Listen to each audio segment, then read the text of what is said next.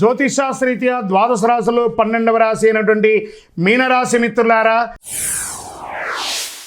మీరు పూర్వభద్ర నక్షత్రం 4వ పాదం, ఉత్తరాభద్ర నక్షత్రం 1, 2, 3, 4 పాదములు, రేవతి నక్షత్రం 1, 2, 3, 4 పాదాలకి జన్మించిన మీరు మీనరాశి వారిగా పరిగణించబడుతున్నారు.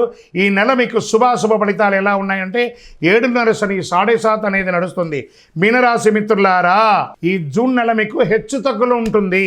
గోచార గ్రహ స్థితులను దృష్టిలో పెట్టుకొని లగ్నంలో శని, ద్వితీయంలో శుక్రుడు, తృతీయంలో రవి బుధులు, చతుర్థంలో గురుడు, పంచమంలో కుజుడు, సప్తమంలో కేతువు, వ్యయస్థానంలో రాహువు.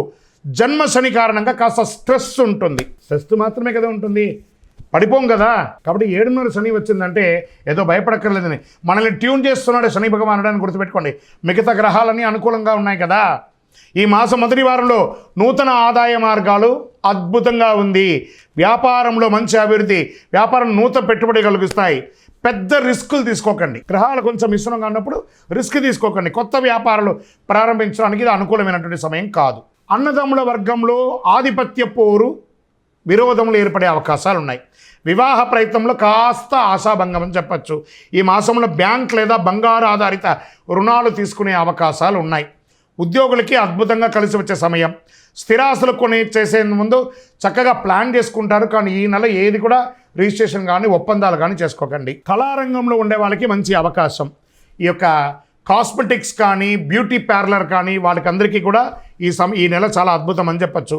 విద్యార్థులకి చాలా యోగకాలం.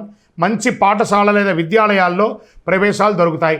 భార్యాభర్తల మధ్య కాస్త సఖ్యత లోపం అవుతుంది, జాగ్రత్త పడండి. చిన్న చిన్న ఆరోగ్య సమస్యలు తప్ప పెద్దగా ఏం లేదు. రాజకీయ నాయకులకి మిశ్రమం. మీ యొక్క డాక్యుమెంట్స్ అంతా కూడా జాగ్రత్త. షేర్ మార్కెట్ మాత్రం ఈ నెల వద్దండి. ఎంత జాగ్రత్తగా ఉంటే ఎంత జాగ్రత్త, లేదంటే మేము చేస్తామంటే ఇబ్బంది పడితే మీ ఇష్టం.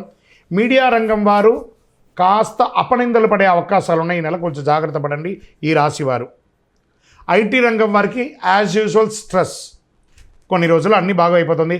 ఆహారం మరియు నీరు తీసుకునేటప్పుడు బయట ప్రాంతంలో జాగ్రత్తగా ఉండండి. ఓవరాల్ మీనరాశి వారు కొంచెం జాగ్రత్తగా ఉంటే చాలు, అన్ని రకాలుగా బాగుంటుంది.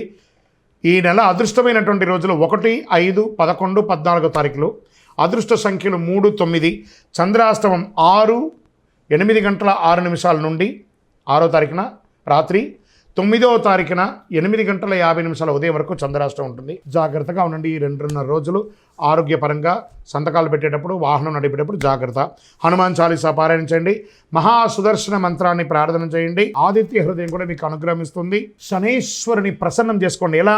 దేహి మే బుద్ధి వైశిష్ట్యం, దేహి మే నిత్య యవ్వనం, దేహి మే పరమ ఆనందం, దేవదేవ జగత్పతే. శనివారం వెళ్ళి ఆ యొక్క నవగ్రహాలకి మీ వయస్సు ఎంత ఉందో అన్ని దీపాలు వెలిగించండి. దైవ ప్రార్థన చేయండి. 19 ప్రదక్షిణాలు చేయండి.